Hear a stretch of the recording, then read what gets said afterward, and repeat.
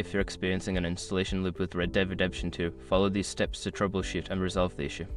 This guide will help you get back to playing the game smoothly. Step 1. Check system requirements. Ensure that your PC meets the minimum system requirements for Red Dead Redemption 2. This includes checking your CPU, GPU, RAM, and available disk space. Step 2. Verify game files.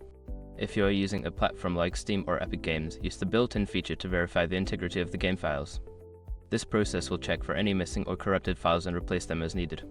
Step 3. Disable antivirus and firewall. Temporarily disable your antivirus software and firewall settings, as they can sometimes interfere with game installations. Make sure to re-enable them after the installation is complete. Step 4. Run as administrator.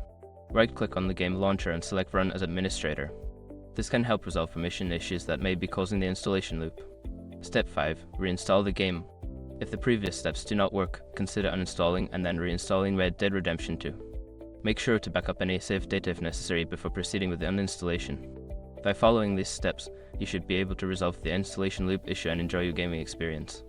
If problems persist, consider reaching out to customer support for further assistance.